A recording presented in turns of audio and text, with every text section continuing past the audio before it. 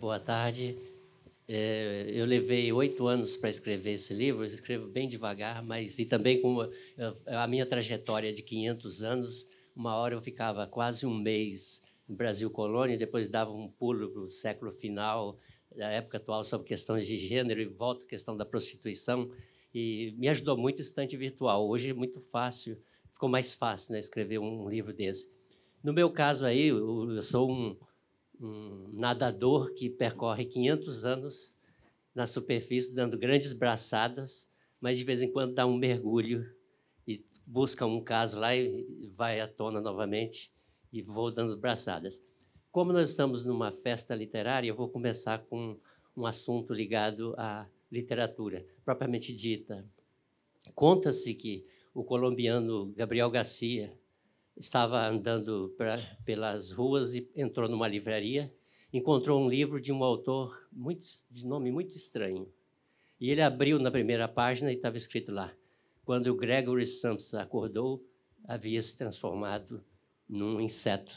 E o Garcia Marques fechou o livro e falou assim: meu Deus, é possível isso em literatura? Aí conta o Afonso Romano Santana, que essa história é verídica. Ele ficou 3 dias sem conversar com ninguém, sem abrir o livro, porque falou assim: aquilo é uma literatura fantástica.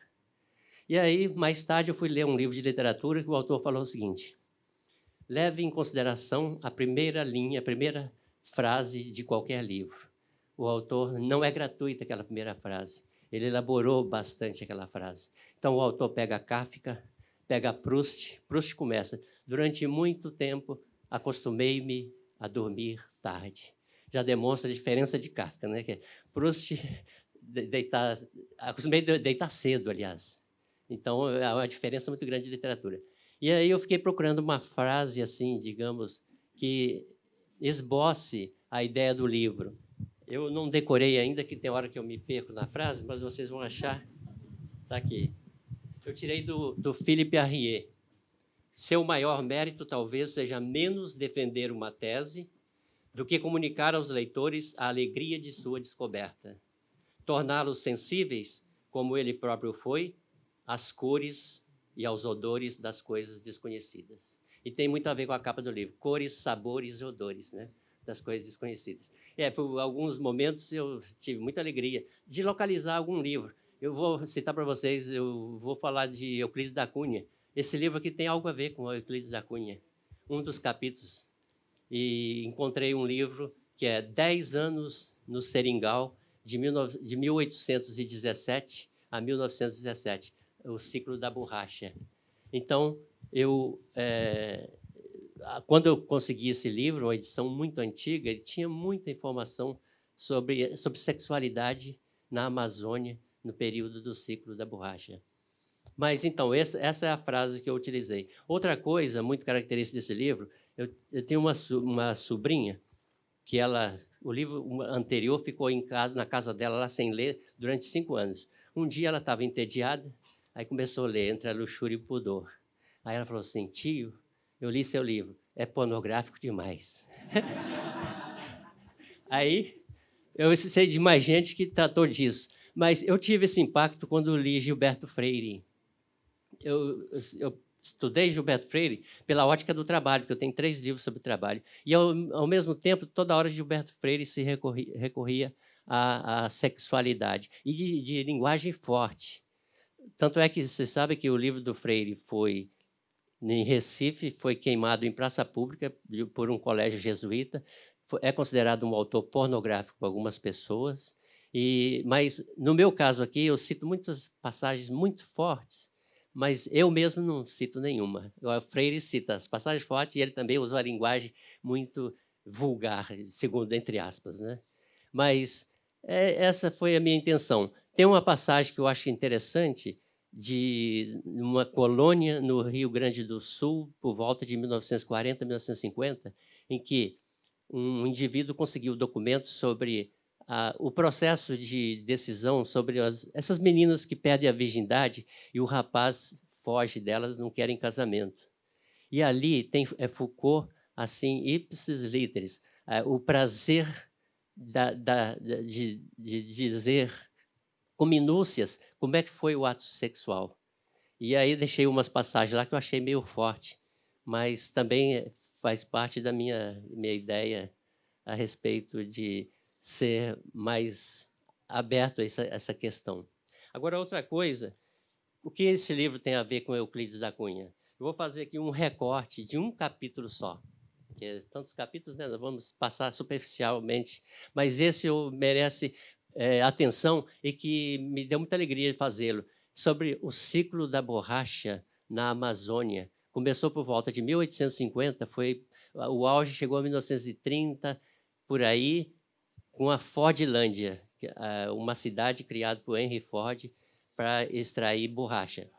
Mas o Euclides da Cunha, depois que ele escreveu Canudos, ele foi para a Amazônia como engenheiro do Itamaraty para resolver questões de fronteira entre Peru, Bolívia e o Brasil devido à borracha. E a questão da borracha é tão assim interessante. Vocês vão ver o que diz o Walter Benjamin: todo monumento de cultura é também um monumento de barbárie. Você vai pegar a exploração do seringueiro no meio do mato, você vai pegar a boa vida dos barões da borracha em Manaus e Belém, e muito mais em Londres, onde eles faturavam muito com a borracha.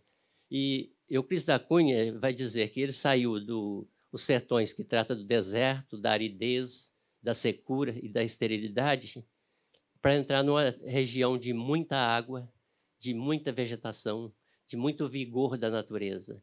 E ele pretendia escrever um livro, chegou a esboçar O Paraíso Perdido. Eu cheguei a ler O Paraíso Perdido, não cito na bibliografia porque a minha questão era da sexualidade, mas o envolvimento do que ocorria na Amazônia, eu me baseei no Euclides da Cunha também. E o Euclides da Cunha cita um português chamado, o sobrenome é Rangel, chama Inferno Verde. E esse indivíduo foi seringueiro na Amazônia por volta do início do século XX. E nessa passagem, a questão sexual é premente, porque são centenas, milhares de homens nordestinos, por isso que também Euclides da Cunha se interessou, são nordestinos vítimas da seca de 1898, 1999, em que o governo levava todos eles para Belém, Manaus, de lá colocava no vapor, que é no navio, e eles eram jogados no meio do mato e nunca mais retornavam, porque eles tinham dívida com os senhores dos barracões, os coronéis da borracha. E a questão que Euclides diz o seguinte: ninguém dava atenção àqueles povos humildes, nordestinos de os sertões, ninguém também deu bola para os seringueiros, que estavam num lugar tão inóspito assim. E aí se pode dizer o seguinte: eu descrevo umas cenas assim muito fortes, porque você imagina milhares de homens indo para o meio do mato, eles raptavam índias, meninas menores, para prática sexual, estupravam as índias. Certas tribos fugiam para o mato, nunca mais, ia para mais longe, mas outras tribos se aproximavam dos seringueiros. E eles eram escravizados, não só os seringueiros, como os índios também. E isso é descrito assim com muita força. Eu acho que Euclides da Cunha, ele tinha a intenção de escrever o livro, um pequeno esboço, depois retornar novamente à Amazônia e escrever uns sertões baseado na área verde do Brasil. Essa é a questão. Depois a gente pode voltar ao Euclides da Cunha. Aliás, tem uma frase já do Paraíso Perdido de Euclides que mostra assim o estilo dele de Os Sertões. Ele vai falar de vapores é o navio, são os navios, né? Ele vai chamar os seringueiros de fardos e consignados, ou seja, entregues à morte. É assim a frase: abarrotam-se as carreiras, os vapores, com aqueles fardos, sacos gigantes consignados à morte. Mandavam-nos para a Amazônia vastíssima, despovoada, quase ignota, o que equivalia a expatriá-los dentro da própria pátria. Expatriá-los dentro da própria pátria. Então, todos os tipos de... uma coisa interessante, os seringueiros, geralmente, era uma vida sofrida, mas sofrida muito mesmo, porque o quarteirão do seringal é uma árvore longe da outra. Eles iam em dupla, carregando uma espingarda nas costas, porque tinha ataque de índios. E faziam a cabana e ficavam um mês lá, cortando a árvore. Às vezes eles saíam para longe, quando voltava, algum índio passou por lá, roubou as coisas deles, ou pôs fogo na cabaninha deles. E o Rangel, esse que escreveu Inferno Verde, ele conta até uma cena em que um fiscal vai no quarteirão fiscalizar, porque o corte da árvore é multado também. Se cortar errado, é multado. A dificuldade de um seringueiro em manter relações sexuais com uma égua. Ele amarra os pés dela, as patas, e pega um banquinho, tenta subir, escorrega, tal a questão. E outra coisa, o governador do Amazonas, uma vez,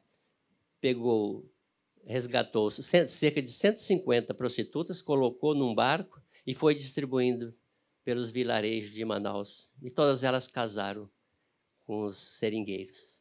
E tem a história de um que ele chegou a comprar a esposa de outro seringueiro, porque o nível, a quantidade de doença que tinha naquela época, aliás, na Amazônia, aqui tem o sofrimento deles. O próprio Euclides encontrou nessas pessoas bronquite, bulbas, que é sífilis, gonorreias, febre terçã, febre quartã, impaludismo, que é malária, eczema e sarna. Para montar a cidade de Fordlândia, para extrair borracha, cerca de 85% dos nordestinos que chegavam lá, pelo menos um deles tinha esse tipo de doença. Sífilis, beriberi, malária, disenteria, parasita, micose, úlceras causadas por bactérias. E esse Lustosa Cabral, que ficou 10 anos lá, ele conta que uma noite, ele foi mordido 5 vezes por morcego. Pernilongo, que se chama de carapanã, borrachudo, todo esse é o sofrimento do homem que elevou a riqueza de toda aquela região norte lá. É isso.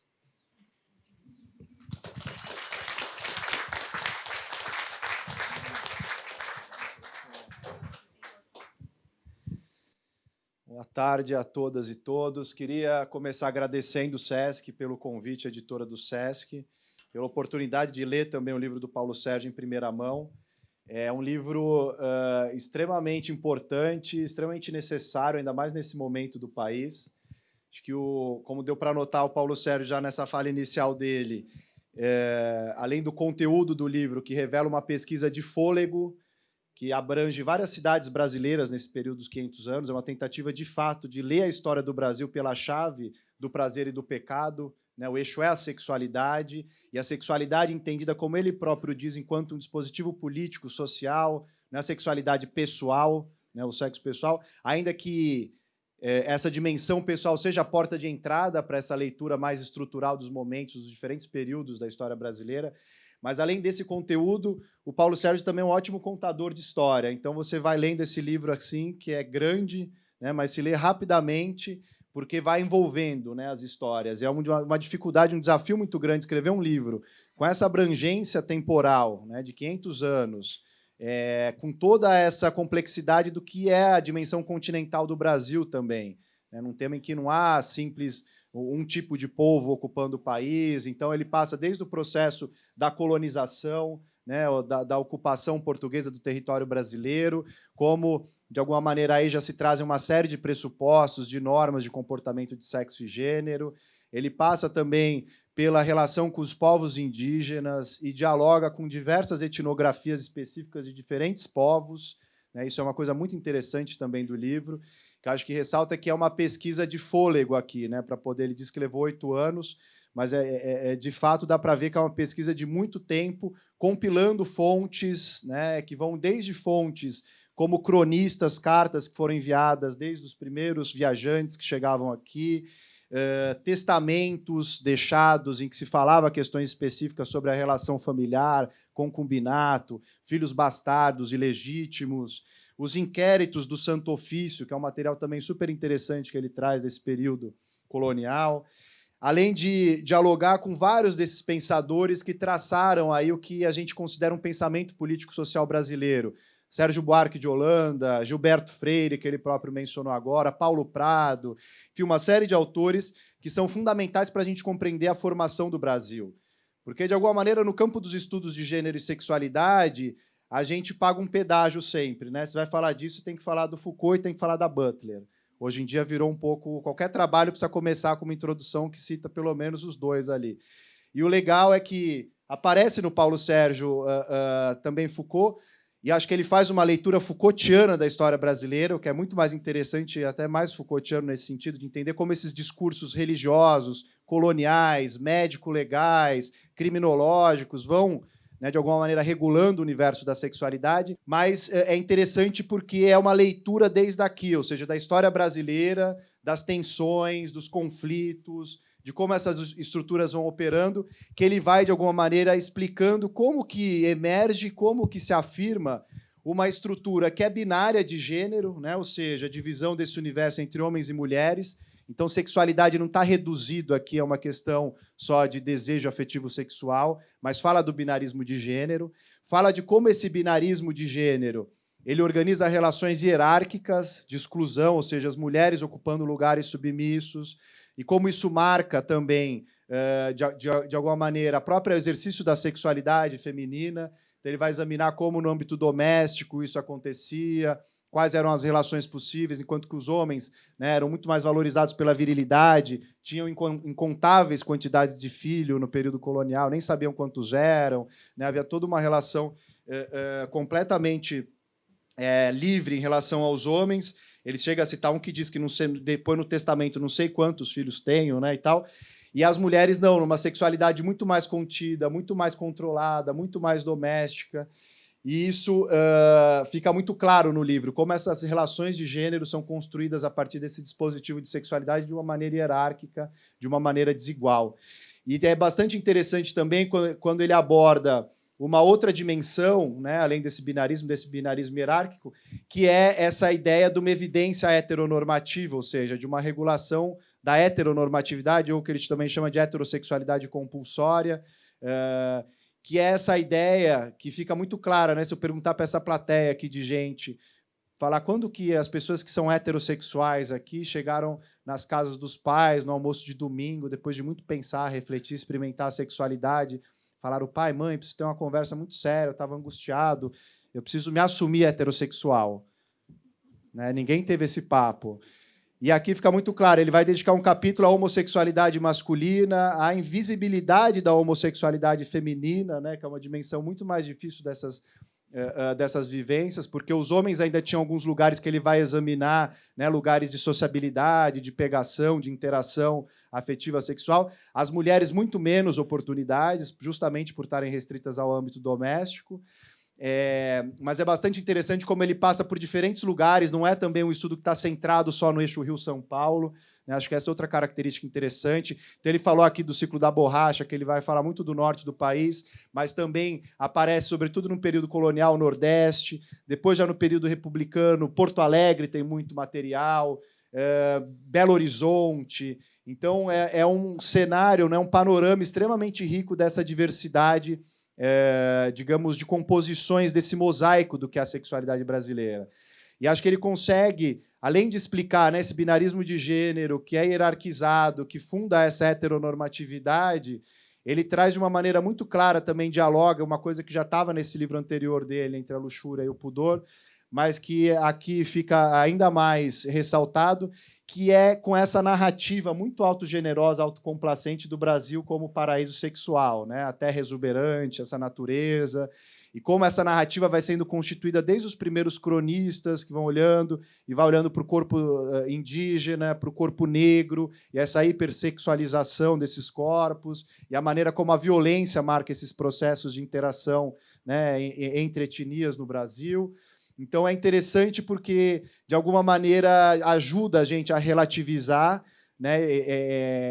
E ele mostra bem essa complexidade, porque não é que não diga respeito à nossa formação, né? Essa ideia do brasileiro como um povo muito sexualizado, um lugar da permissividade, da licenciosidade, da carnavalização do desejo, né? Todas essas narrativas são muito presentes. Ele mostra um pouco a origem delas e como elas foram construídas, né? E algo desse mito que é fabricado convence, né? Porque os mitos operam também, operam valores, significados, então eles estão na realidade de forma efetiva. Mas ele também mostra como eles têm efeitos de poder e de justificação, muitas vezes dessas estruturas desiguais do ponto de vista do exercício da sexualidade, da igualdade de gênero também. Então, eu acho que é um livro que, de alguma maneira, complementa esses grandes clássicos da formação nacional, né, que, de algum modo, às vezes citavam questões de sexualidade, alguns deles mais presentes, como no Freire e tal, mas é uma dimensão negligenciada da análise da formação do Brasil. Né? Acho que é um trabalho que é muito bem-vindo por fazer esse panorama, fazer esse traço histórico, desde 1500 até hoje, para nos ajudar a entender como esse processo da organização da sexualidade diz tanto sobre a realidade brasileira, né? O familismo da nossa realidade brasileira, essa sociedade clânica que foi montada ali, né, de um poder patriarcal, do senhor de engenho, que organizava essas relações com as mulheres, com os escravos, com os indígenas, como as bandeiras ele vai examinar de modo bastante detido também, que é fundamental para a formação da região aqui no Sudeste, como a questão da sexualidade do gênero está colocada até em movimentos como no cangaço, né, com Lampião, como isso também aparece na Guerra do Paraguai, que é uma guerra fundamental da formação do Estado brasileiro. Então, de fato, um mosaico muito bem costurado, né, de uma série de fontes e trabalhos. Então, é um livro também muito bacana para quem está buscando referências, porque o Paulo Sérgio traz um monte de novidades, de questões, trabalhos que estavam aí esquecidos, invisibilizados, e que são citados aqui. Então, é um livro que, enfim, vale muito de ser lido. Hoje eu vim na posição aqui mais de comentar e trazer questões. Então, esses são os elogios iniciais que eu queria aqui apontar do livro. E queria trazer uma outra questão e depois abrir, fazer um pouco a mediação das questões que vocês também tiverem nesse tempo. Mas eu queria, Paulo, se você pudesse examinar um pouco isso que está na primeira sessão assim, do livro, é uma marca forte, que é justamente a emergência, né, do contato dos brancos portugueses, né, com indígenas, com o processo que, em seguida, vai se afirmar cada vez mais também da escravidão negra. Mas eu queria que, se você pudesse aprofundar um pouco essa discussão que eu tentei sumarizar aqui, de como esse dispositivo da sexualidade foi tão fundamental nesse processo inicial da colonização e da definição das relações de poderes e étnico-raciais no Brasil nesse momento. Bom, já no primeiro capítulo, nas primeiras linhas, eu trato da questão da homossexualidade, uma vez que as caravelas, os navios, partiam de Portugal ou passavam pela África, elas não tinham uma única mulher, e eram pessoas rudes mesmo. Então, primeiramente, os homossexuais que viviam em Lisboa, naquelas ruas, eles escolhiam também esse tipo de ambiente carregado de masculinidade e vieram também nos navios. Outra coisa, enquanto o Santo Ofício perseguia a questão da sexualidade, a questão da nudez, esses indivíduos das caravelas, eles estavam já conviviam na África com pessoas que andavam nuas, com diferentes, assim, uma certa liberdade sexual, diferente da vista pelos portugueses. E chegando aqui, é muito interessante, a gente esquece, mas a chegada dos portugueses é como uma nave espacial chegando aqui, né? A Bíblia não dizia que existia povos além do que está lá na Bíblia, e que não tinham contato com as ideias cristãs. Até dizia-se, ou eles eram endemoniados, o demônio fugiu da Europa, foi para a América, ou então eles precisavam da religiosidade e fazendo com que os jesuítas os salvassem. Depois, uma questão interessante eu abordo no livro, os documentos do Santo Ofício. Em 1595, a primeira pessoa a ser indagada, interrogada pelo inquisidor, era um padre que mantinha relações sexuais com alguns garotos. Depois, havia tribadismo, que era a homossexualidade feminina. Havia, assim, superstições, pessoas que colocavam o crucifixo num penico, ou punha o crucifixo debaixo do travesseiro no ato sexual. Então, a gente pensava que as pessoas tinham uma vida certinha em 1595, foi um espanto. Tanto é que isso é espanto, que esses documentos do Santo Ofício, eles foram descobertos na Torre do Tombo no século XX. E Paulo Prado foi o primeiro a publicá-lo. E a publicação foi mais ou menos 500 exemplares ou 250. E no prefácio, um outro historiador chama a atenção: tome cuidado com o conteúdo que vocês vão encontrar. Pode saltar essas páginas, as páginas sujas, inquinadas. E o Paulo Prado, com uma ideia moralista, deve ter ficado espantado com isso. E Freire, em 33, incorporou isso aí no Casagrande e Senzala, e tanto é por isso que ele é tido como um autor pornográfico, porque ele também foi influenciado pelos documentos do Santo Ofício. Não sei se eu respondi. Eu queria falar uma coisinha, você falou de questão de filho, que no meu livro eu prestei atenção nisso, que é uma coisa que ocorre até hoje. A quantidade de filhos que se tinham aqui no Brasil. Os bandeirantes se embrenhavam pelo mato, faziam filhos com as índias e pouco cuidavam delas. No Nordeste também. Então, o viajante Georg Langsdorff, por volta de 1820 e pouco, passou por uma região do Mato Grosso, Diamantina, em que um indivíduo abastado, tinha 28 filhos, teve 28 filhos com 2 esposas. Ele perdeu 18. E o Langsdorff era um médico, curou uma criança. O pai falou assim: podia ter morrido. Criança dá muito trabalho e eu tenho filho suficiente. Os jesuítas, quando morria a criança, o índice de mortalidade era enorme. Veja, por isso que também tinha essa inconsequência de fazer filho. Comprava-se escravas só para ter relações sexuais. Essa inconsequência porque a quantidade de mortalidade infantil era enorme. Os jesuítas diziam: morreu um anjinho, falava para os índios e para os demais habitantes. Ou seja, não sofra muito, que é um anjinho que morreu.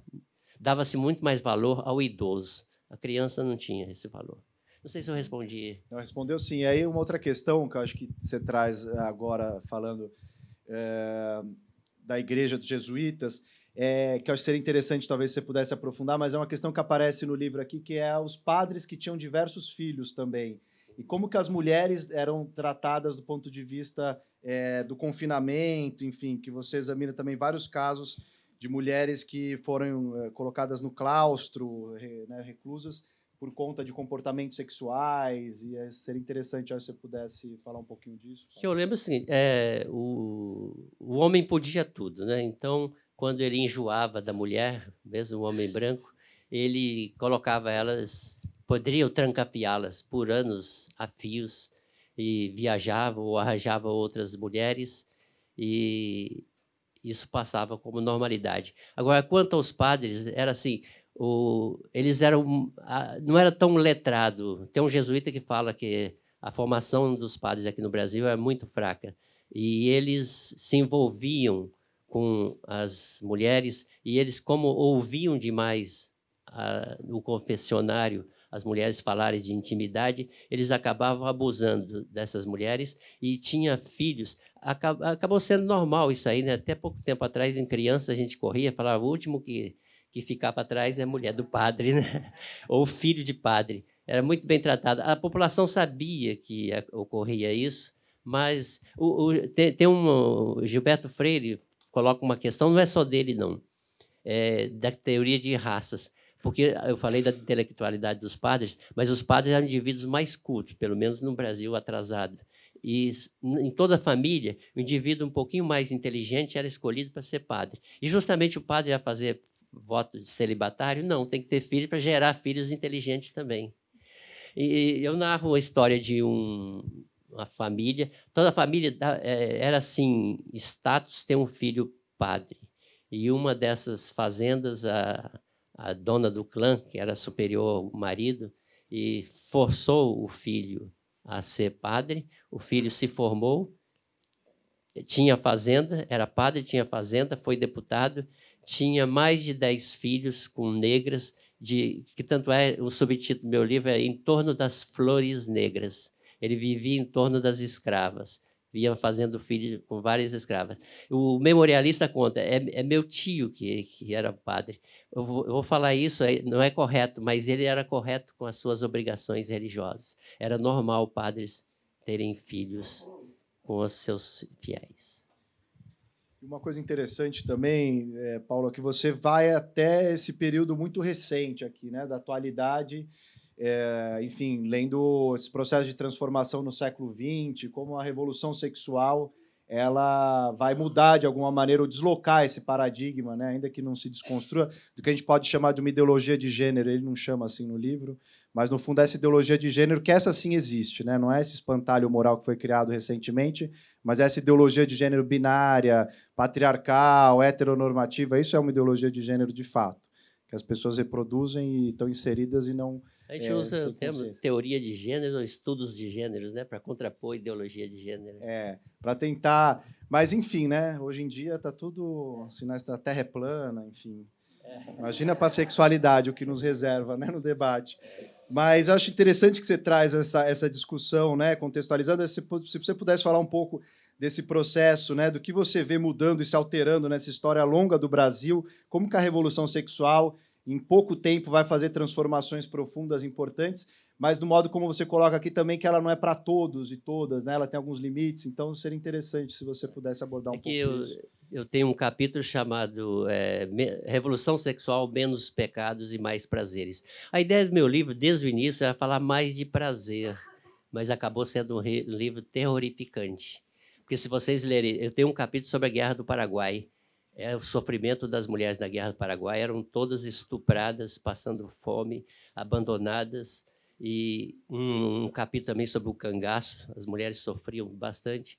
Mas esse capítulo sobre a Revolução Sexual era saber assim, houve revolução sexual no Brasil, anos 60 e 70? Eu cito muito um livro de uma jornalista, anos 70, enquanto corria a barca, porque ela entrevistou diversas pessoas, que hoje estão com 60, 70 anos, como foi para ela essa revolução sexual. E aí eu tenho um outro capítulo que diz assim, a revolução sexual não foi para todos. Trata-se de setores menos favorecidos da sociedade. As meninas do funk, por exemplo. Os rapazes do funk também. Vocês têm um machismo tão grande, vocês percebem, que num baile funk não se aceita a homossexualidade, enquanto, essa questão de classe social estou falando, enquanto uma festa rave, a homossexualidade é aceita, os casais podem se beijar. Mas eu quero dizer o seguinte, eu pego algumas passagens do livro de A Ralé Brasileira, daquele sociólogo Gessé. Ele tem um capítulo, 4 sociólogos lá, tem um capítulo sobre 2 meninas que frequentam baile funk. A vida delas só se resume a isso. Mas é a única saída, não tem futuro. A Albertina, que é do Hospital das Clínicas, que cuida da sexualidade, das questões, ela deu uma entrevista no UOL faz uma semana. Ela diz que recebe meninas engravidaram na tauba, que é na tábua. Elas praticam ato sexual atrás do palco. No meu livro eu coloco isso porque eu vi num programa de televisão. As meninas ficam em pé e os caras transam com elas em pé mesmo, ali, naquele local, e uma delas, uma outra, engravida, e uma delas, segundo a Albertina, teve que ter o filho porque a mãe é evangélica e falou que não podia praticar o aborto. Mas, então, geralmente, a revolução sexual, as pessoas mais esclarecidas é que usufruem dessa revolução. Então, é classe média alta, os estudantes universitários, os setores mais pobres, tem a questão da religiosidade, tem a questão da pobreza, não tem futuro. Essas meninas, por mais que tenha assim o Estado dê camisinha, dê educação sexual, elas têm um filho, um ano depois têm outro filho, porque elas lidam com criança o tempo todo, elas cuidam dos filhos dos outros. Nesse texto mostra como elas perderam a virgindade, não foi nada com horário marcado, não precisa, né? Mas, assim, às vezes em pé, no poste, na escuridão, pode ser interessante por um momento, né? Mas não sempre. Então, aí eu chego hoje, eu acredito, nós estamos vivendo uma nova revolução sexual. Até eu estava usando o título uma segunda revolução, mas a primeira seria os anos 60 e 70, mas se retroceder, nós temos Kinsey, temos Master Johnson, temos Freud. Então, eu usei o termo uma nova revolução sexual. E essa revolução sexual é complexa, complexíssima, que nem nós aqui, que mais a gente estuda, a gente se perde. Vocês sabiam que eu não sou especialista no assunto, mas quem é psiquiatra, psicólogo, fala que um transexual é um homem, transexual masculino é um homem que se virou mulher, transformou-se em mulher. Outras categorias falam, é de mulher que se transformou em homem. Então, emprega um termo, transexual masculino ou transexual feminino. Mas eu quero dizer o seguinte, nós estamos vivendo um momento de abertura no mundo ocidental, em geral, e é uma revolução irreversível. Vai criar muita crise, muito complexa, a sexualidade humana é complexa, ela sempre foi complexa, mas foi camuflada, ficou só no binário, né? Binarismo, macho e fêmea, masculino e feminino. E agora ficou complexo que até os estudiosos se divergem entre eles de certas nomenclaturas. Eu sou otimista na questão, assim, hoje nós estamos vivendo no Brasil um retrocesso, mas esses grupos conservadores estão apenas reagindo a uma ação muito mais forte, que vem crescendo. Eu acho que no mundo tecnológico, muita informação, com a nova juventude que vem aí, não tem jeito de esconder deles toda a possibilidade das questões sexuais. Você traz uma questão fundamental que, de algum modo, né, lendo o livro, a gente vai entendendo como se constrói, como se institucionalizam essas formas de controle, de organização da sociedade do ponto de vista da sexualidade. E aí a gente também consegue dimensionar, né? A história serve para dar perspectiva também, dá para dimensionar o que foram esses últimos 40 anos, sobretudo no Brasil, né, lá fora um pouco mais de tempo, mas de uma revolução sexual que, de fato, desorganizou esses papéis tradicionais. E aí, quando o Paulo aqui diz que essa dimensão do retrocesso atual é muito mais uma reação, fica muito mais claro para entender isso quando a gente vê, né, séculos de estruturação desse tipo, né, de uma ideologia de gênero, vou usar o termo de novo aqui, né, que organizou esses lugares desiguais e tudo mais. E em 40 anos, movimento LGBT organizado, movimento feminista, movimento negro mudaram a gramática moral da sociedade brasileira, né? Rediscutiram os papéis, os lugares sociais. Isso não é pouca coisa. Vendo na história como é uma sociedade familista, como é uma sociedade hierarquizada, né, que você pega valores de hierarquia mesmo, de mando e obediência, né, feita a partir das relações de servidão e etc., isso tudo provoca uma transformação que é muito grande na sociedade e, naturalmente, provocaria reações. Talvez a nossa ingenuidade das pessoas que têm uma posição mais aberta e progressista for entender que veria uma reação desse tamanho, e a gente estava meio despreparado. Mas eu acho que o livro chega em um bom momento para nos ajudar a entender também essa atualidade, né? Porque sem história a gente não consegue entender o que está se passando. E aí eu queria abrir para as perguntas de vocês também, para que o Paulo possa dialogar com vocês sobre o livro. Alguma questão, dúvida, a partir desse bate-papo? Se alguém tiver, só levantar a mão que a gente leva um microfone. Tem um bem lá no fundo, ó, Francis. Podemos fazer um bloco de umas 2, 3, se tiver aí? Pode. Eu queria saber como que foi a transição, você falar de trabalho, que fez você chegar a estudar sexualidade, e se você viu uma relação entre as duas coisas, e se você acha que essa nova revolução sexual vai te fazer estudar as relações de trabalho também daqui para frente. Eu estava escrevendo, eu tenho 3 livros sobre trabalho: a ideologia do trabalho, a história do trabalho no Brasil e a história e ética do trabalho. Trabalho na globalização. Mas minha primeira pesquisa, então, quando eu fui ler Gilberto Freire, eu não sabia nada sobre o trabalho escravo. E eu achei que naquele livro, Casa Grande e Senzala, ia ser só sobre trabalho. E aí comecei a perceber que a questão da sexualidade, vejam vocês, a quantidade de escravos que veio para o Brasil são milhões de escravos, e vieram muito poucas mulheres. E aí, eu, lendo um texto lá, até é engraçado que tinha um escravo que mantinha relações sexuais com uma porca. E a porca o seguia, que se afeiçoou ao escravo. E aí descobriram, ele foi punido por uma prática aberrante, né, a respeito disso.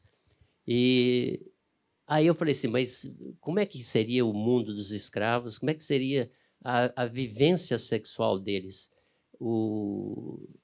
Aí comecei a pesquisar, ler livros sobre escravismo, mas os livros passam assim tangencialmente. A liberdade que eu tive de traçar 500 anos por isso. Se fosse uma tese, eu descobriria um documento interessante, mas não era da minha tese, eu deixo de lado. Outro deixo de lado. E assim por diante. Não, quando eu achava um tema meio pitoresco, que devia entrar... Por exemplo, tem uma história de uma escrava em Minas Gerais, que ela morava com um senhor branco, amaziada. E ela tinha medo de perder esse senhor branco, ela engravidou-se. Nasceu uma criança negra. Naquela época não tinha registro, ela conseguiu uma criança enjeitada branca, matou a criança negra, afogou a criança negra e pegou uma criança branca para criar, porque tinha receio de que o senhor não ia querê-la por causa disso. Depois, ela maltratava, ela teve mais filhos. Ela maltratava essa que ela adotou, a primeira criança que ela adotou. E, numa confissão ao padre, o padre obrigou-a a revelar o segredo. E aí ela revelou, separou-se, a menina separou-se da mãe e foi viver para outros rumos, para vocês terem ideia como é que era essa questão. Então, mas eu não tinha ideia de escrever sobre sexualidade, não, mas foi aparecendo e eu achei que o tema é muito instigante e tem ângulos para pegarem também. Vocês têm ideia? O Eric Hobsbawm fala que muitos temas você tem que pegar de acordo com... tem que pegar, não, mas você se afeiçoa devido à sua vida, a trajetória da sua vida. Eu morava na cidade do interior, Volta Redonda, no Rio de Janeiro, e meu irmão tinha um bar. E eu era moleque que ficava ouvindo a conversa, não dos pingus, não tinha muito pingus, mas eu ficava ouvindo. De vez em quando eles me enxotavam de lá. E eu lembro de um que falou assim, rapaz, na Guerra do Paraguai, depois da Guerra do Paraguai, tinha 10 mulheres para cada homem. É muita coisa boa. E eu, misógino também, achei que era muita coisa boa naquela época. E aí eu fiquei com isso na cabeça, assim, sobre a Guerra do Paraguai deve ter alguma coisa sobre sexualidade e bastante assunto. De fato, as mulheres receberam apenas nota de rodapé na Guerra do Paraguai. Os soldados brasileiros não iam para a guerra sem as mulheres irem juntos para ajudarem eles ou no hospital, ou lavarem roupa, ou costurarem roupa, e a prática sexual. É claro, quando o Exército Brasileiro entrou no Paraguai, foi entrando, as mulheres foram ficando. Mas aí, as tropas brasileiras encontraram as mulheres paraguaias fugindo de Solano Lopes. Dependendo da família, estava fugindo de Solano Lopes. Os soldados brasileiros estupravam todas as mulheres paraguaias. E, no final da guerra, chegava ao ponto de estuprar, depois com lance de... como é que chama? A baioneta. Matavam essas mulheres para elas não ficarem agonizando. Quando chegou em Assunção, estupro das mulheres também. As mulheres a quantidade de soldados na Guerra do Paraguai negros era maior do que brancos, porque ninguém queria ir para a guerra. As paraguaias, quando tinham filho, o filho nascesse negro, isso demonstrava que era fruto de estupro. Então, elas matavam a criança. Se a criança fosse branca, dava para enganar também. Mas, realmente, a quantidade de homens reduziu assim extremamente. E é chocante a história assim, dessas mulheres. Chegava a ponto de elas vagarem 1000 mulheres sem roupa, praticamente, a roupa vai rasgando. Quando elas descobriram os pés de laranja, elas correram para esses pés de laranja, mastigaram com casca, semente e tudo. E depois, dependendo das mulheres, se o Exército Brasileiro soubesse que elas eram perseguidas pelas tropas de Solano Lopes, dava ajuda a essas mulheres. Mas tem uma passagem que eles oferecem milho que os cavalos do Exército Brasileiro rejeitavam para essas mulheres. A mortandade foi muito grande. Mas, então, aí eu fui pesquisando, achei, tem um capítulo sobre a Guerra do Paraguai. E é muito comum, qualquer guerra, o inimigo estupra as mulheres para baixar a moral, né, da tropa. Aí é uma história brincadeira. Eu era garoto, um colega meu falou assim, rapaz, tem na rua 207 um bordel de normalistas. Eu falei, como é que é? Só meninas virgens, elas fazem de tudo, mas não pode perder a virgindade. E ficou isso na minha cabeça. Aí depois foi ler Nelson Rodrigues, tem uma peça de Nelson Rodrigues, Duas Virgens, que depois da escola vai no prostíbulo da lituana Luba, que era a cafetina. Aí depois, no programa do Jô Soares, 2 vezes ele já perguntou a alguém, você é do tempo do bordel das normalistas? Aí eu li, tem um subtítulo lá no meu livro, o Moacir Sclia, né, o médico e escritor, perguntaram para ele sobre o bordel no Porto Alegre, e falou assim, ele revirou os olhos e falou assim, o bordel, coisas que a gente não esquece nunca. E eu, quando era criança, eu ouvi falar assim, que na minha cidade, um pai foi nesse bordel, chegou lá e encontrou a filha, ficou estarrecido. Aí, quando eu cheguei em São Paulo para trabalhar na madrugada num banco, Alguém contou a história, falou também no interior de São Paulo. O pai foi nesse bordel, ficou estarrecido porque a filha estava lá. Aí virou uma fake news, não é? Quer dizer, é uma história contada tudo quanto é lugar. E eu encontrei passagem, a revista Veja, em 1971, fez uma matéria sobre o bordel das normalistas. Agora, existia assim, mas não nesse sentido. Eram garotas pobres, humildes, esses bordéis eram discretos, discretíssimos mesmo. Agora, meu livro tem a história da prostituição lá também. É o seguinte, meninas de 12, 13 anos, tem uma história chocante, uma menina de Uberaba, falou assim, a prostituta, ela falou assim, eu perdi a virgindade com 12 anos quando meu pai morreu. Minha mãe me vendeu, me alugou por um homem, e esse homem me estuprou, e a minha mãe falou, a partir de agora você vai sustentar eu, você e seus irmãos, que seu pai morreu.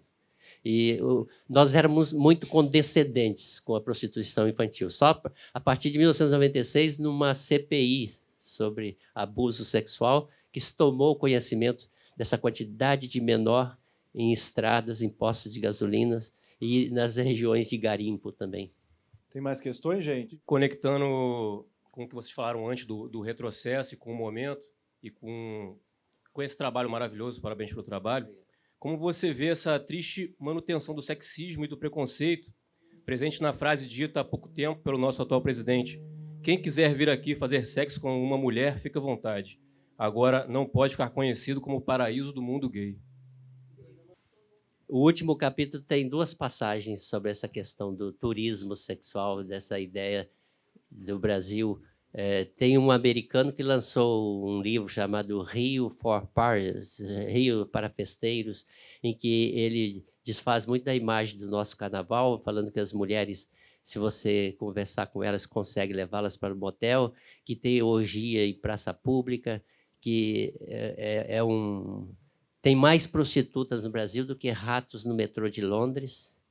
E essa é uma matéria do Globo. O Globo entrevistou esse indivíduo, ele desconversou, falou assim, não, a ideia que eu tinha do Rio de Janeiro, do Brasil, é de um paraíso sexual e com muita liberdade. Eu sou um indivíduo conservador, nunca estive no Rio, mas resolvi escrever esse livro. Mas isso já está mais que conhecido, né? As campanhas da Embratur, na década de 80, que mostrava o Brasil como um paraíso de mulheres bonitas, que pode-se tirar proveitos. Agora, o nosso presidente realmente é de um atraso, e aí são os psicanalistas que falam, né, que ele tem o sexismo, a todo momento as frases que ele usa é ligada a sexo, em geral, né, de sexo no sentido negativo. Olá, Paulo. Queria agradecer também a palestra e tudo, e eu gostaria de fazer uma dúvida muito específica sobre a principal dificuldade para escrever um livro sobre sexualidade no Brasil. Não, eu não achei dificuldade. Talvez dificuldade na documentação. Aí, realmente, no início aqui, eu falei da estante virtual, ajuda muito. Mas eu trabalhei em banco por muito tempo, e banco bancário tem uma certa disciplina. Eu sou disciplinado. Embora a revista Veja seja reacionária, mas no quesito sexual, assim, eu pesquisei a Veja do lançamento em 1969 até 1996, uma por uma, e aí pela internet, colocando sexo, prostituição, homossexualidade. E tem diversas matérias, porque eu tinha que voltar ao passado e, às vezes, esse tipo de informação está lá. No meu livro tem também uma entrevista com Lima Duarte no Roda Viva, em 1990 e pouco. Então, eu fui atrás de muita documentação. Eu lembro de um texto do Humberto Eco, falando sobre tese, ele fala assim, a gente não deve nunca desfazer das fontes. Depende de como você usa a fonte, quer dizer, no caso da Veja aí, né? A questão da sexualidade. A Veja dos anos 70, 71, 75.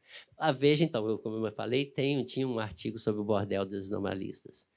E eu tenho o gosto, o prazer de ir atrás de literatura diversa a respeito disso. Então, demorou sim, porque, como eu falei no início, 500 anos, tem capítulo que sai com muita facilidade.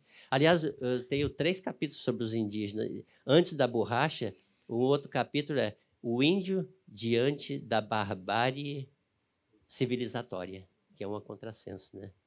Aí, o sofrimento das tribos indígenas. O próprio Euclides da Cunha tem uma hora que chama os índios de bárbaros. Assim, os seringueiros são o tempo todo achacados, perseguidos pelos bárbaros. Você sabe que na Amazônia, no ciclo da borracha, os seringueiros faziam expedições para matança de índio. E chegava numa tribo, ia matando todos eles, e as mulheres eles resgatavam, as crianças eles levavam para domesticá-los, domá-los, para depois trabalhar no seringal. Porque eles tinham uma concepção de trabalho que a ideia era que índio era preguiçoso e a criança teria uma pedagogia do trabalho trabalhando nos seringais. Você vê, está aí o Bolsonaro defendendo o trabalho infantil. Tem tudo aqui, né? Do que ele fala, Rogério. É um guia completo para compreender o Bolsonaro aqui, gente. Pode. Boa tarde. Primeiro, parabéns por toda essa Obrigado. pesquisa. E eu gostaria de saber, eu não sei até qual é o ponto que o livro vai, mas mais recente, como que você enxerga se tem ou não e até que ponto vai a influência da internet, da globalização para a sexualidade do brasileiro? E como você, aí é mais uma questão de opinião, que rumo você imagina que vai levar daqui para frente, né? Você faz todo um resgate histórico, Isso. né? E assim, como que a gente está agora e como você enxerga daqui para frente? Como eu pego dando braçadas, né, de 500 anos, não dá para pegar tudo, mas dá para, assim, analisando da seguinte forma: a Deep Web, a internet profunda, proibida, aqueles 2 rapazes que saíram da escola atirando e matando os estudantes, eles frequentavam essa internet proibidíssima.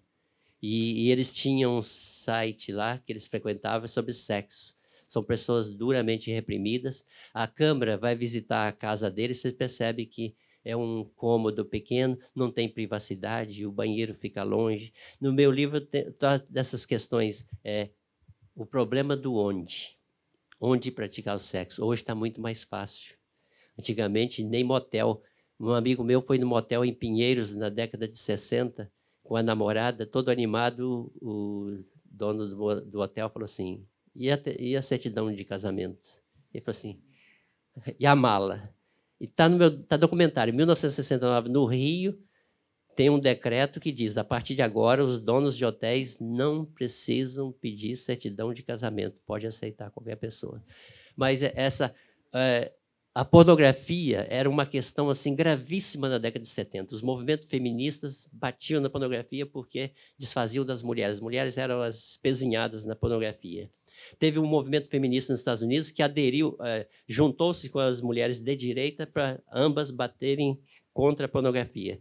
O presidente dos Estados Unidos, não sei se foi o senhor Ronald Reagan, foi feito um estudo durante 2 anos sobre pornografia, o Congresso fez, gastou milhões, chegou à conclusão que essa pornografia, não a Deep Web, mas essa pornografia tipo revista Playboy para a época e outra filme, isso aí não faz muito mal às pessoas, não. É negativo, mas o que faz mal é essa. Aliás, essa Deep Web, eles têm um site que é homens que não praticam sexo e que odeiam as mulheres. Eu não lembro do nome, mas era isso. Eles têm ódio das mulheres. Mas você vai ver, são rapazes pobres, solitários, com dificuldade de comunicação, e hoje essa tecnologia propicia muito mais para eles esse tipo de pecado, né? Paulo, sobre isso ainda, você fala num dos capítulos sobre a praia, né? Como a praia era um território dessa sociabilidade e tal. Você podia falar um pouquinho disso também, que eu acho que dialoga com a questão que ela traz sobre a mudança para as novas tecnologias? É que eu uso até você troca a luz solar pela luminosidade do aparelho. Você viaja sem sair de casa, né? Que fica só no aparelho. Porque eu sou da geração pé na estrada. Tinha um pezinho de hippie, até minha amiga ali também, riponga ali. Hoje já não é riponga. Mas é o seguinte, a gente sonhava acampar. E o movimento hippie tinha o lema sol, areia e sexo. A geração atual, assim, não é a geração da luz solar. Eu tenho sobrinhos pequenininhos que, quando vão para a praia, a primeira coisa que eles querem é ficar na rede teclando, não tem interesse mais.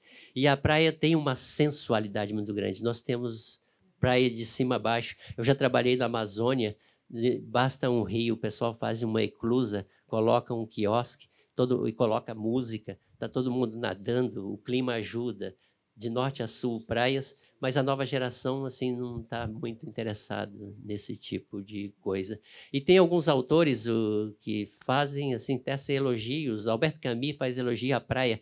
É um local que a gente não se conhece e está todo mundo quase nu, semi-nu. Interessante isso aí. Sobre os diferentes significados que os povos que constituíram, né, o Brasil, no seu início, dariam ao sexo. Então, significados, eu quero dizer, a gente pode dar significado de sexo por reprodução, sexo por prazer, e os N significados de prazer, prazer do homem e da mulher. E se você sabe como que era essa diferença da forma como os europeus, os indígenas e os diversos povos escravizados davam significado ao sexo. O Renan citou ali... Só mais uma pergunta aqui. A famosa brincadeira, né? Então, dizia que os índios gostavam de brincar, né? Não era uma brincadeira essa coisa de sexo. Mas a minha pergunta tem um pouco a ver com isso, que é o seguinte. Uma vez eu ouvi o Darcy Ribeiro falar o seguinte: o cunhadismo, que é uma teoria antropológica aí, que prega em determinadas comunidades que a mulher de uma pessoa, aliás, que uma pessoa casada com uma mulher tem direito, entre aspas, a todas as mulheres da família. Ele falava isso, resumindo muito, o chamado cunhadismo, né? E que isso povoou o Brasil. Ele falava, o cunhadismo povoou esse Brasil de norte a sul, de um lado. Então, essa é uma questão sobre essa teoria, ou esse modo de ver que, de fato, o Brasil tinha uma população cabocla muito forte, proveniente dessa mistura, né, dos portugueses, os brancos em geral, com as índias. E, muitas vezes, fruto de estrupo, como você mesmo mencionou, especialmente nas entradas e bandeiras que a gente ouve falar com muita frequência. Essa é a primeira questão. A segunda questão é uma mais recente, que tem um pouco a ver com a minha juventude, ou a minha iniciação à informação sobre. O Carlos Zéfiro foi mencionado em algum momento aqui, não? Foi mencionado. Já foi? Eu mencionei mais... Tá bom, tudo bem. É que eu cheguei também atrasado, como ela, por isso não... Eu mencionei mais no livro anterior, Entre a Luxúria e o Pudor, mas eu tive até alguns originais de Carlos Zéfiro, e recentemente foi lançada a biografia dele, faz uns 6 meses, que é a pornografia barata, né? Mas ele tinha lá suas qualidades. Depois eu volto. A pergunta dela, sabe uma coisa que atacam-se demais hoje, tem um movimento contra os bandeirantes. Os bandeirantes, vendo a história de hoje, você vai criticá-los, que realmente eram exploradores de índios. Mas, na época, era tido como naturalidade eles embrenharem por esses matos. A história de Bandeirantes é interessantíssima, não a prática. Eles levavam as concubinas, as índias, eles chegavam a ficar 6 meses, 1 ano, no meio do mato. Imagina, naquela época, eles andavam descalços, porque não tinha jeito de ter sapato, porque logo gastava. Eles não, se morresse, enterrava lá no meio do mato, as roupas iam rasgando, porque uma árvore, um espinho vai rasgando as roupas. E eles chegavam numa tribo indígena, aprisionavam todos os índios, chegavam a aprisionar cerca de 10, 15 mil índios, trazer para São Paulo para trabalhar. E eles abusavam. Um padre chamado Montoya, João Ruiz Montoya, conta a história. Eles chegaram numa tribo no sul e passaram a noite transando com as índias como um bode no meio das cabras. São Paulo falava tupi-guarani. Aliás, como os homens não ligavam para a educação das crianças, eram as mães, que eram índias, que educavam essas crianças. E essas crianças aprendiam a falar a língua tupi. Até que o rei de Portugal e Marquês de Pombal obrigou que a língua do conquistador, a língua do superior, é a língua portuguesa.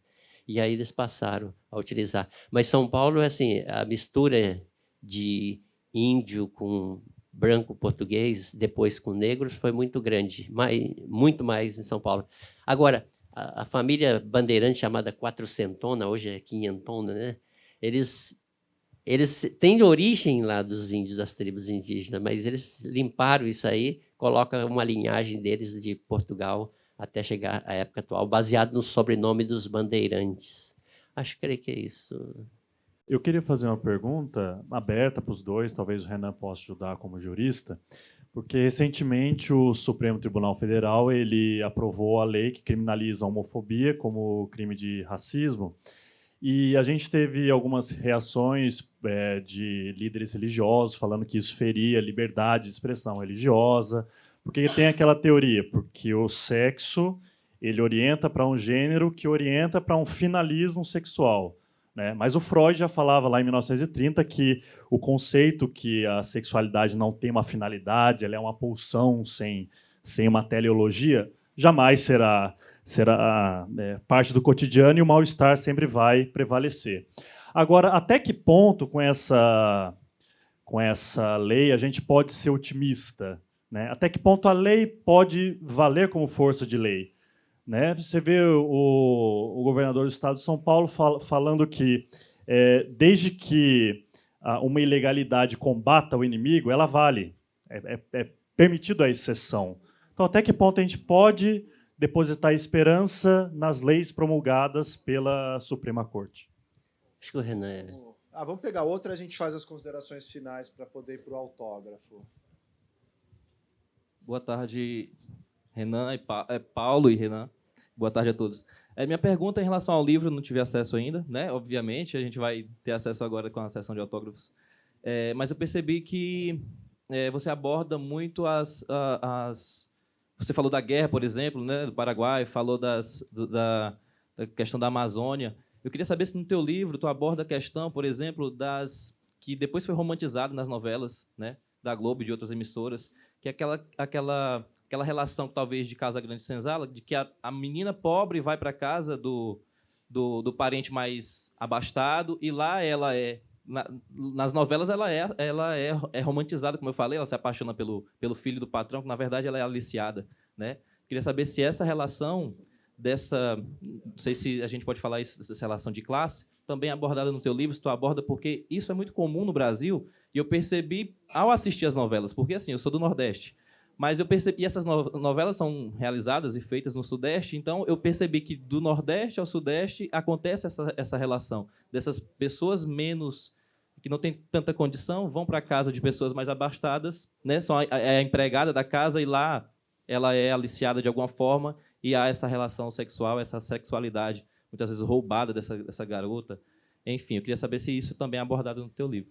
Eu abordo muito pouco, mas tinha um exemplo até que eu ia ler aqui, mas não dá tempo também.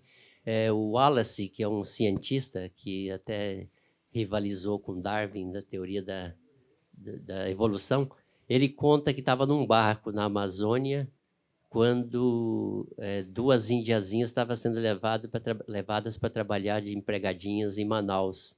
E o Wallace, inglês, pergunta, mas isso é correto? O dono do barco fala, olha, não é mais no meio da barbaridade das Índias, eles vão morrer lá em guerras tribais. Ela vai em Manaus, elas vão levar uma surra de vez em quando, mas elas são livres porque não existe escravidão no Brasil. Depois que elas crescerem, elas podem fazer o que bem entendem. O que é muito comum no Brasil, eu falei do crescimento do número de filhos, é chamado filhos de criação. Toda a família tinha um filho de criação que era empregado como tarefeiro, trabalhador, e trabalho escravo em casa, maltratado, né? É mais ou menos isso que eu trato. Agora você responde ele. Em relação à questão da criminalização, na verdade, o que nós temos é uma decisão da Suprema Corte, né? Lei, nós não temos nenhuma no Brasil de direitos LGBTs. Até hoje, nós nunca tivemos no Congresso Nacional. Podemos falar desde 88, mas é desde 1500 mesmo. Nunca houve uma lei específica voltada para a proteção de direitos LGBTs. Essa decisão, resumindo, né, um pouco a ópera, ela e estabelece que houve um atraso do legislativo, do legislador. Então, o que ela reconhece é uma mora do legislativo, é o termo técnico, porque a Constituição ela não é uma carta de recomendação. A Constituição é um documento normativo. A STF fala, olha, legislador, essa carta não é para você, quando tiver tempo, não tiver nada melhor para fazer, vai implementar isso. Não, é uma obrigação dos poderes constituídos implementar a Constituição. E ali você tem uma vedação às discriminações, todas. Se coloca sexo, cor, raça, etnia, procedência nacional, religião. Não fala orientação sexual nem identidade de gênero. Houve o debate de orientação sexual lá na Constituinte, com o João Antônio Mascarenhas, o Grupo Triângulo Rosa tentou incluir, mas perdeu na Constituinte. Mas há uma leitura de que, como diz, entre outras discriminações, está incluído ali qualquer tipo de discriminação. E como a Constituição também consagra o princípio da igualdade de todos os cidadãos, então se entende que ali na Constituição tinha o que a gente chama de um mandado de criminalização. A Constituição mandava uma proteção específica penal para a população LGBT, assim como já tem para as pessoas negras, já tem para as mulheres, já tem para outros grupos vulneráveis. Então o Supremo falou, enquanto não vier essa lei, o Legislativo não fazer o seu papel, vai valer a Lei de Racismo de 1989, aplicável à LGBTfobia. Então a LGBTfobia passa a ser um crime de racismo pela legislação brasileira. Vai funcionar, Renan? Nada no Brasil funciona bem, direito, mas menos ainda, né? Então, é um primeiro passo, é um ponto de partida importante, porque visibiliza, qualifica a discussão.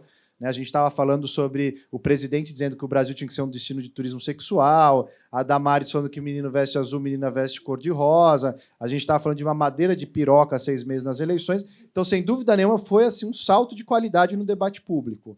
Né, falar sobre criminalização, se funciona, o que funciona, e etc. Então, eu acho que isso já é um avanço. Nos permite também ter dados. A criminalização ela fornece informações. A gente não tem dados sobre a LGBTfobia no Brasil, porque não tem a população LGBT apagada do censo. Agora todo mundo vai ser apagado do censo, né, porque o censo está sendo desmontado, mas antigamente, nem quando o censo funcionava bem, estava a população LGBT. Então, a gente não tem dados. Então, pelo menos, a gente vai ter dados sobre violência contra a população LGBT, o que nos permite fazer pesquisa, monitorar, informar a política pública com qualidade para prevenir violência e assim por diante. Agora, do ponto de vista efetivo, penal, é muito frágil. Né? A lei do racismo não acabou com o racismo, a lei Maria da Penha não acabou com a violência doméstica contra a mulher, mas, ao mesmo tempo, conseguiram criar certos cercos de contenção social. Então, o direito não vai entrar na cabeça de ninguém tirar a LGBTfobia lá de dentro, a pessoa não vai aceitar a diversidade, né, compulsoriamente pelo direito, mas ela vai parar de externalizar opiniões e discursos de ódio. E é isso que os religiosos precisam aprender a fazer. Né, quem está reclamando, religiosos que estão reclamando dessa criminalização. Porque ele tem todo o direito, como religioso, o Supremo ressalta isso na decisão. A liberdade religiosa está integralmente mantida. Lá no seu templo, você pode dizer que Deus diz que não pode ser homossexual.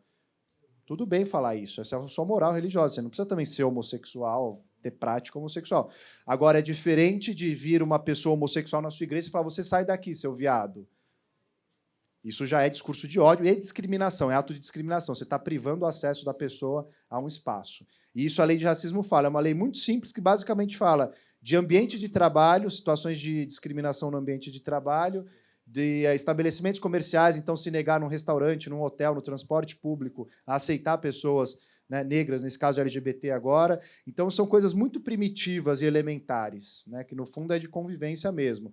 Não há isso de violar a liberdade religiosa, liberdade de culto, liberdade de crença. Tudo isso está assegurado pela Constituição, inclusive. Cada um continua achando o que quiser. O que a gente vai ter é um pouco de uma contenção, e a criminalização é sempre uma péssima alternativa, porque o direito penal funciona mal, mas é uma das poucas alternativas que nós temos hoje, por isso que é uma decisão importante, porque é um marco para a cidadania, ainda mais no momento em que a gente tem o presidente que verbaliza discursos LGBTfóbicos desde o Palácio do Planalto. Então, me parece que é uma decisão importante. E eu não sei se o Paulo vai falar alguma coisa mais, não? Então, em nome da Edições Sesc, a gente queria passar a tarde inteira aqui ouvindo o Paulo, mas a gente precisa terminar para vocês comprarem um livro e poderem seguir com a leitura e pegar autógrafo também. Então, em nome da Edições Sesc, a gente agradece a presença de todo mundo. Obrigado.